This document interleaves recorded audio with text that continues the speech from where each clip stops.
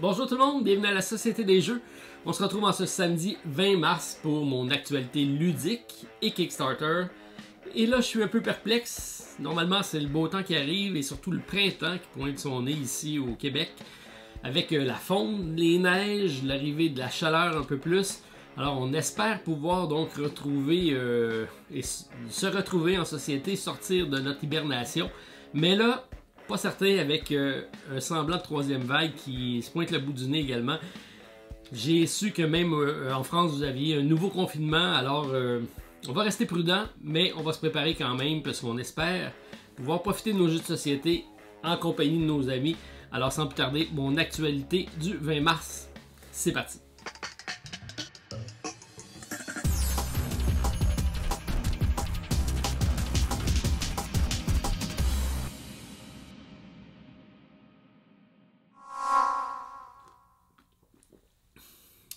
Et oui, de retour avec mon café matinal pour partager en votre compagnie en ce samedi matin, si vous l'écoutez en live.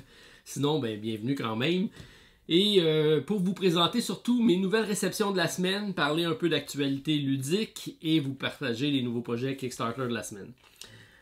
Comme je vous le disais en introduction, on a eu quelques nouvelles ambivalentes avec donc le confinement qui pourrait peut-être se revenir. Nous, ici, on est sur un bon côté de la pente. On espère pouvoir passer à travers sans trop de difficultés et surtout pouvoir sortir avec le beau temps qui arrive. Mais j'ai eu quelques bonnes nouvelles quand même par-dessus ces informations-là. Entre autres, à ce qui paraît, vous me confirmerez si c'est le cas, mais Paris et Ludique devraient quand même être maintenus, ce qui est quand même pas mal. Alors, ça va peut-être me donner l'occasion d'aller faire un tour en France si les voyages sont permis à ce moment-là et aller vous voir. Il y a également le Gen Con qui a été déplacé un peu plus tard en septembre, je crois, mais qui va quand même, si tout va bien, avoir lieu. Donc, à Indianapolis, le gros rassemblement de jeux de société. Donc, encore là, ça sera à l'agenda. Et bien sûr, Essen à peu près dans le même temps. Bref, on espère que on va pouvoir renouer avec nos rencontres ludiques et pouvoir aller faire un tour et surtout pouvoir rencontrer tous ceux qui seront présents. Bref, c'est le but que je me fixe cette année, en espérant que la Providence soit avec moi. En parlant de Providence, j'y reviens un peu plus tard. Alors, si je vais avec mes réceptions de la semaine, quelques jeux présentés, mais quelques jeux reçus également. En commençant par Bacon Project, petit jeu d'allure manga, confrontation, 2 joueurs. On a différents personnages, donc des fiches de personnages ici, tous très variés les unes que les autres, avec des capacités, une dizaine de différences. On va tout ça activer ça avec un deck de cartes très simple à la Magic. Belle qualité, bien hâte de voir comment ça se joue tout ça. Mais j'ai reçu le prototype, donc si vous êtes intéressé, vous me laissez savoir et je pourrai en parler plus longuement sur la chaîne. J'ai parlé également cette semaine de Naughty Squirrels de la compagnie Tin Rabbit Games, un Kickstarter présentement en cours. C'est un petit jeu familial, mais pas piqué des verres.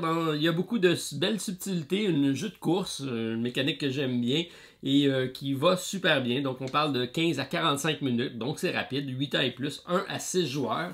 Alors si vous ne connaissez pas, je vous invite à aller voir la vidéo que j'ai faite sur le sujet. Donc bonne chance pour la fin de la campagne. Et on regarde le lien pour plus d'informations sur Naughty Squirrels. Destiny, c'est un jeu que j'attendais grandement. C'est de Lucky Dog Games. J'avais eu la chance de jouer en compagnie de mon ami David, de Professeur Board Game, au prototype. Alors, on parle ici d'un jeu, un genre de role-playing game. 1 à 3 joueurs, donc partie solo possible, mais jusqu'à 3 joueurs. Et c'est une épopée narrative, mais en reprenant un peu les mêmes mécaniques qu'on retrouve dans Chronicle of Crime, dans le sens qu'on a une application, on va avoir des cartes qui vont apparaître un petit peu à la 7e continent, on va avoir des cartes à scanner avec un code QR, on va avoir une histoire qui va se développer comme ça. Un peu de personnages aussi fantastiques qui vont apparaître dans ces histoires-là. Et particularité de ce jeu-ci, on a un jeu non pas coopératif, mais compétitif. Mais il n'y aura pas de confrontation directe entre les personnages. On va plutôt avoir des histoires parallèles dans lesquelles on va évoluer. Et mes indices à moi, je vais avoir une quête qui va être bien différente de la vôtre si vous jouez avec moi. Mais par contre, dans votre quête, vous allez avoir des indices qui vont me servir et que vous ne saurez pas, et vice-versa. Donc, on va quand même suivre la quête de notre adversaire pour aller chercher des bribes d'informations qui pourront éventuellement nous aider sur notre quête à nous. Alors ça, c'est très intéressant comme dynamique de jeu. Donc, 14 ans et plus, 120 à 150 minutes, c'est des histoires qu'on va comme ça jouer les unes après les autres. Alors, moi, j'ai bien hâte de le recevoir. J'ai reçu le jeu-là présentement, mais sachez que ça s'en vient en boutique avec Destinies et on aura des copies de disponibles chez randolph.ca. Ça sera disponible en précommande sur le site très très bientôt.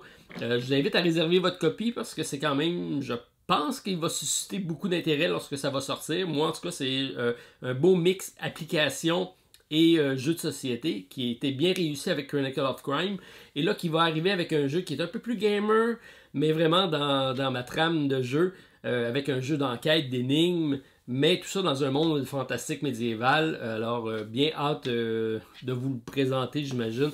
Alors Destinies, pour les intéressés, ça s'en vient très très prochainement. En parlant d'attente de jeu, il y en a un que j'ai attendu pas mal longtemps. J'en ai même parlé sur la chaîne.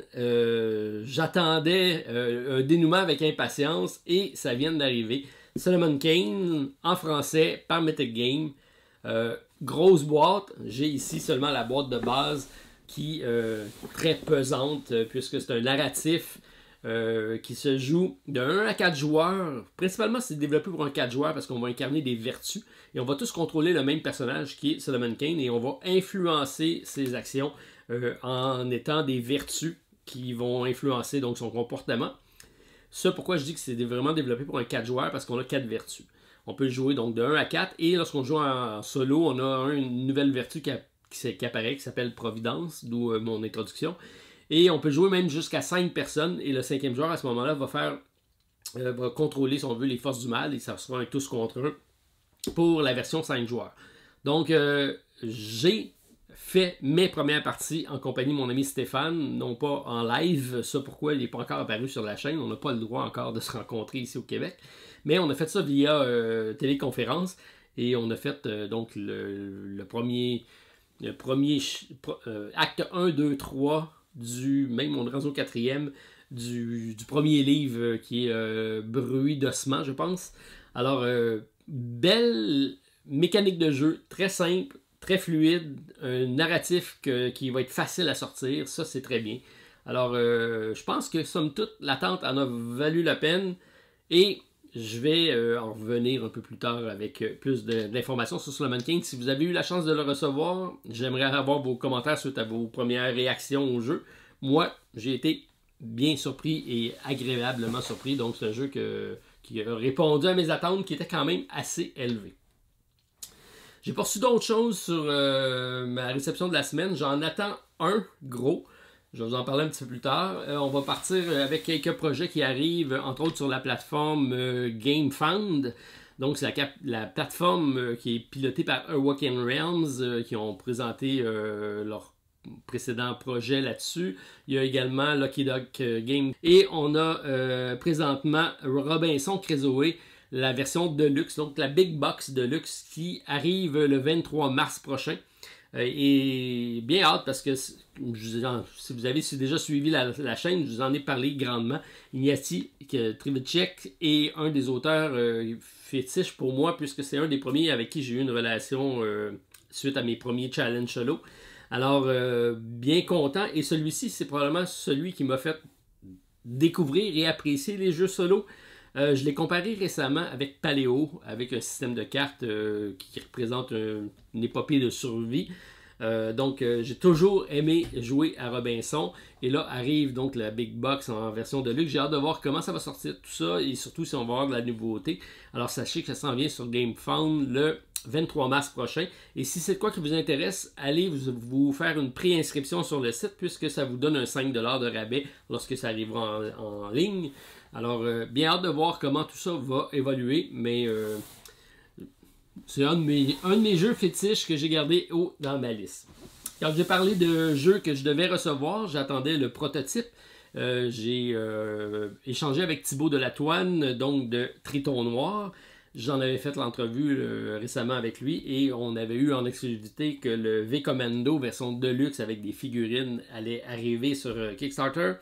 Alors c'est confirmé pour le 29 mars prochain. Je devrais avoir le prototype la semaine prochaine de ce qui s'en vient, donc la nouvelle boîte. Et il y aura également la possibilité de quelque chose d'intéressant. C'est une campagne, je pense que ça sera solo, mais je ne suis pas certain, avec un commandant canadien. Donc les forces armées canadiennes vont faire leur apparition avec le soldat Léo Major. Alors bien hâte de découvrir le nouveau V-Commando. C'est un des bons jeux tactiques que j'ai joué, gros casse-tête, avec un peu de pousser sa chance, mais c'est vraiment beaucoup dans la stratégie qu'on va réussir à passer à travers ce puzzle-ci. Alors, bien hâte de voir la version de luxe de V-Commando à suivre sur Kickstarter le 29 mars prochain. J'ai parlé également de Dice Throne, le reroll qui est encore donc disponible présentement. C'est une campagne qui se termine dans les quelques jours. Là. Si vous suivez la vidéo, ça finit dans 2 à 3 jours par rapport à votre date d'écoute. C'est disponible en français, donc grâce à Lucky Dog Game. Le Battle Chess est disponible sur le site, mais sachez que ça sera Randolph qui fera la distribution du jeu. Malheureusement, on n'a pas eu le temps de peaufiner l'entente pour avoir la disponibilité du Battle Chess en ligne sur randolph.ca. Mais on sera distributeur de la version retail, donc les packs de jeux, donc 2 par 2. Si vous ne connaissez pas, donc c'est différents héros, on en a 8 dans la boîte de base. Et éventuellement, en kit de 2 sera disponible la possibilité d'y jouer. Donc, ça sera votre choix. Si vous connaissez le jeu, je vous invite à aller avec le Battle Chess disponible. Si vous ne le connaissez pas, peut-être attendre la version boutique pour essayer quelques personnages et le découvrir, l'apprécier, éventuellement acheter au fur et à mesure si vous appréciez le jeu. Mais c'est un excellent jeu de dés et de cartes en confrontation. 2 joueurs, 2 équipes, 2 contre 2. Bref, c'est une belle expérience de jeu et surtout un très beau jeu. Alors, moi, j'ai reçu Adventure, qui est disponible en anglais seulement, qui est la version coopérative et solo. Donc, j'imagine que ça va suivre avec Lucky Dog Game éventuellement. Alors, c'est ce qui complète mes réceptions et nouveautés. Pas grand-chose cette semaine. J'ai consacré beaucoup plus de temps dans le gameplay cette semaine. Je me suis donné la permission de jouer à des jeux de société au cours de la semaine. Parce que pour vous partager mes expériences, il faut aussi que je les joue. Ça pourquoi j'ai pas fait énormément de contenu cette semaine. Je voulais vraiment découvrir les nombreux jeux que je reçois et les tester. Alors, je vous reviendrai prochainement avec mes différentes expériences de jeu, mais je vous invite à partager dans les commentaires qu'est-ce que vous avez découvert cette semaine et qu'est-ce que vous avez apprécié. Parce qu'il y a beaucoup de choses qui se passent sur le marché présentement, beaucoup de nouveautés qui arrivent, alors très intéressant. TTMC, donc notre question, tu te mets combien de la semaine? La semaine passée, c'était Batman. Plusieurs ont eu des bons scores, même j'ai eu une note parfaite, ma première note parfaite la semaine dernière. Moi, j'ai manqué une réponse, mais il y en a par contre que c'était plus difficile. Alors, je vais y aller dans un thème plus général, que tout le monde connaît. Il y en a certains qui vont dire « Ah non, je suis pas bon là-dedans ». Et d'autres qui vont dire « Ah, j'ai peut-être une chance cette semaine ». Alors, tu te mets combien en mathématiques? C'est ma semaine mathématique. Alors, c'est accessible à tout. On dit que c'est la mathématique qui étant le langage universel. J'imagine donc que ça doit toucher toutes les cordes. Je vous donne pas les questions, ça sera disponible dans l'autre vidéo. Donc vous aurez une série de questions, vous me partagez votre score de la semaine et on pourra commenter et regarder qui sera le heureux gagnant de Tu te mets combien en mathématiques. Ensuite, pour compléter ma semaine avec Marvel Champion, j'ai mis ici mon petite extension de Nid d'Avenir parce que je l'ai mis de côté pour essayer de l'intégrer à ma variante solo. J'y travaille là-dessus aussi. Et pour ceux qui m'ont posé la question pour Lueur, sachez que j'ai toujours pas fait mes règles écrites en PDF, mais j'ai pas mis ça de côté, j'ai l'intention de vous les fournir. Mais sachez qu'entre-temps, vous pouvez aller visionner la vidéo, ça va vous donner une bonne idée des règles en solo pour Lueur. Marvel Champion, j'ai dit que j'en faisais plus pour l'instant, j'allais changer de jeu, mais je le sors toujours parce que j'ai toujours mon challenge qui est en cours. J'avais visé le 50 contre participants pour en faire un tirage. On est rendu à 43. Il me manque 7 participants au concours pour pouvoir faire un tirage. Donc, je vous invite à partager l'information. Allez sur le lien, il y aura le drive et vous pourrez participer. Que vous soyez premier ou dernier, ça ne change rien. Tout le monde aura sa participation au concours. Mais plus haut vous serez dans le pointage et plus de chances vous aurez. Mais sachez que j'attends les 7 prochains participants pour mettre fin au challenge éventuellement et en faire le tirage. Ça devrait s'en venir parce qu'à chaque semaine, il s'en ajoute. Marvel Champion à découvrir. Si vous ne connaissez pas, un excellent jeu en solo, je pense qu'il est vraiment très bon. 2 joueurs se jouent très bien, mais quand il y a beaucoup de joueurs, c'est peut-être un peu long, mais c'est un des jeux probablement que j'ai joué le plus en solo au cours de l'année. Alors, ça complète ma brève introduction de la semaine avec de belles réceptions, Destiny et Solomon Kane, 2 jeux que j'attendais grandement. Bon, il me reste à me mettre au gameplay et à recommencer à jouer. J'ai bien hâte de pouvoir revenir avec Stéphane sur la chaîne et vous faire quelques vidéos. On s'ennuie tous de Stéphane, moi le premier. Alors, j'espère que ça va être pour bientôt. Donc, je vous souhaite un bon week-end à tous. Encore bon café ou bon déjeuner, petit déjeuner si c'est votre cas. Et je continue avec mes nouveautés de la semaine. Et on se revoit demain pour mon déballage du dimanche. Je pense que c'est assez facile à deviner. Alors, sans plus tarder, l'actualité du 20 mars. C'est parti. Alors, on va commencer par un retour sur les quelques jeux que je vous ai présentés la semaine dernière, en commençant par Everdell et les extensions New Leaf et Mistwood. On a également la possibilité de prendre la collection complète de la gamme Everdell. Déjà un classique de la compagnie Starling Game avec 20 806 contributeurs. C'est vraiment exceptionnel. Encore une hausse de près de 60% cette semaine et on approche le 4 millions de dollars canadiens. Alors, une popularité qui ne dément pas avec une cote de 8.1 sur BGG et classé 33e sur le classement général. Alors, un titre bien mérité pour lui avec Everdell, une campagne qui se termine le 25 mars prochain. On a les 2 extensions disponibles à partir de 60$ US, 199$ pour le All-In. Il faut compter 15 à 26$ pour le shipping. C'est un jeu de 1 à 4 joueurs, des parties de 40 à 80 minutes, 13 ans et plus, de magnifiques illustrations de Andrew Bosley. Et c'est un jeu de repêchage de cartes, de placement d'ouvriers.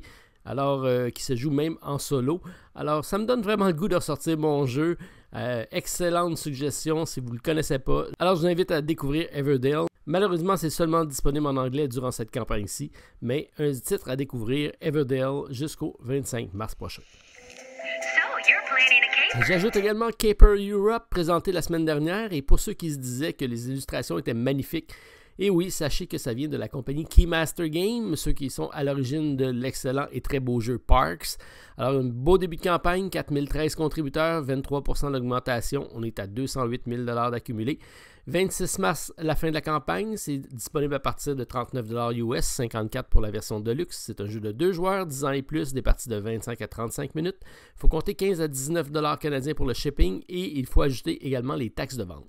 C'est une collection d'ensemble dans un univers de vol de banque et saccage de lieux publics à travers l'Europe. Malheureusement, pas de version française disponible, mais sachez qu'ils cherchent présentement un partenaire. Alors, avis aux intéressés. Caper Europe jusqu'au 26 mars prochain. Okay, je vous le concède, c'est peut-être pas la vidéo la plus vendeuse du titre, mais on parle ici du jeu So You Have Been Eaten. On parle d'un jeu solo de Scott Elmes, et encore lui, Monsieur Tiny Epic, qui arrive avec une production chez Ludi Création. On a présentement 5 951 contributeurs, une hausse de 21%, 316 000 $ d'accumulé, et 30 mars, la fin de la campagne. Alors, disponible à partir de 29$ US en montant, ça, dépendamment de la version que vous voulez. C'est de 0 à 2 joueurs, 30 minutes par partie, 14 ans et plus, 2 personnages asymétriques, un mineur contre un monstre dans un univers de science-fiction. Alors, pour l'univers solo à la Under Falling Sky, ça m'intéresse, à suivre, So You Have Been Eaten. Alors, je pense que je vais devoir parler à mes amis de Lucky Dog Game, puisque présentement est disponible sur Kickstarter Valeria Card Kingdom Dark Sword. C'est la version coopérative et éventuellement solo du jeu Valeria Card Kingdoms, que j'aime bien pour son accessibilité. C'est un jeu facile à présenter pour l'introduction d'un nouveau gamer. Alors je vais être très curieux de le découvrir, celui-ci. C'est présentement 1890 contributeurs, 32% de hausse et 153 000 $ d'accumulé pour la campagne. Une campagne qui se termine le 31 mars prochain. Alors, vous avez besoin du jeu de base pour y jouer. C'est originalement de Daily Magic Game, mais une version française grâce à Lucky Duck Game. Alors, à suivre, il m'intéresse grandement pour ajouter à ma collection de Valeria Card Kingdom. Et pour compléter ma liste de jeux de la semaine dernière, on parle de Stellaris Infinity Legacy. Alors, un Legacy en 4X, ça m'intriguait et ça semble en intriguer plusieurs puisqu'on est déjà 13 363 contributeurs à suivre la campagne, une hausse de 88% cette semaine et 2,8 millions d'accumulés. C'est 5 avril la fin de la campagne, disponible à partir de 110 $ US, 170 pour la version Deluxe, il faut compter 25 à 40 pour le shipping. C'est un jeu de 2 à 4 joueurs, jusqu'à 6 avec l'extension, des parties de 90 à 150 minutes, mais c'est disponible seulement en anglais. Fait à noter, par contre, les règles seront disponibles en téléchargement en version française, donc maigre consolation, mais un titre intéressant avec Stellaris Infinity Legacy.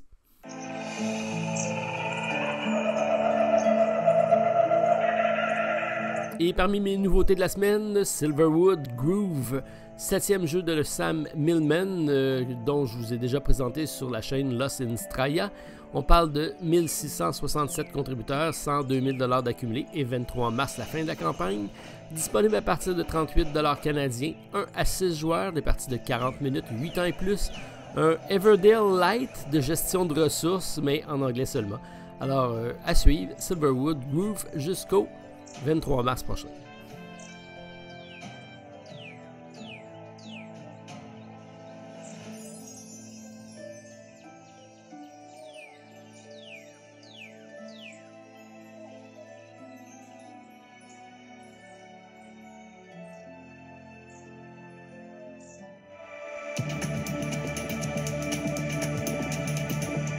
Et pourquoi pas une petite visite de Dead Valley aux États-Unis avec un jeu de cartes pour 1 à 2 joueurs de la série Pocket du prolifique Jason Tagmeyer. On est présentement à 2088 contributeurs, 53 000 $ d'accumulé. 27 mars, la fin de la campagne. C'est disponible à partir de 3 $ pour le print and play, 10 $ pour la version physique. Et c'est un micro-jeu de cartes de type construction de tableau et pousser sa chance. C'est pas sans nous rappeler un fameux Parks par sa thématique et surtout ses illustrations. Alors une réplique d'une recette gagnante à découvrir, mais en version anglaise seulement, avec Dead Valley jusqu'au 27 mars prochain. Et pourquoi pas ajouter un euro un peu plus costaud avec Eternal Palace de la compagnie LA Cat Games, ceux qui nous ont offert Dice Hospital entre autres. On a présentement 1690 contributeurs, plus de 100 000 $ canadiens d'accumulé et 31 mars la fin de la campagne. C'est disponible à partir de 33 livres, 42 pour la version Deluxe. C'est un jeu de placement de dés pour 1 à 5 joueurs, des parties de 60 à 90 minutes, 14 ans et plus. Alors c'est un jeu euro axé sur l'interactivité entre les participants. Les règles en français sont disponibles et on peut le comparer peut-être avec un mélange entre Gugong, le jeu, et Tangarden récemment. Alors un beau jeu zen de construction de tableaux qui me semble quand même assez stratégique avec Eternal Palace jusqu'au 31 mars prochain.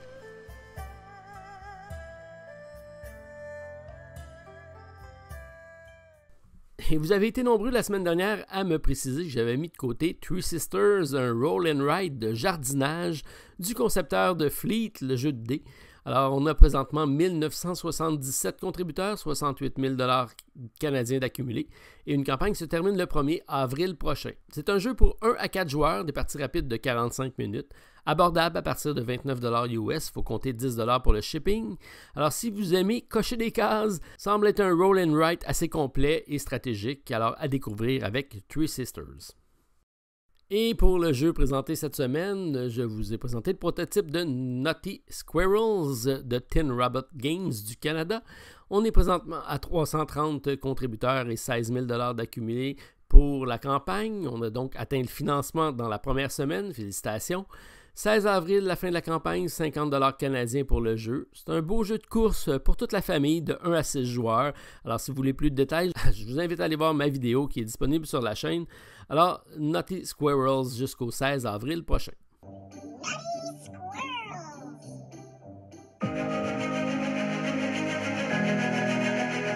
Et je complète ma liste de suivi cette semaine avec l'ajout de Mage Noir, un duel de cartes pour 2 magiciens. Premier projet de la compagnie Mage Noir de France. On a présentement 935 contributeurs, 92 000$ d'accumulés et 15 avril, la fin de la campagne. Disponible à partir de 35 €, les taxes sont incluses, 63 pour le jeu avec les 2 extensions.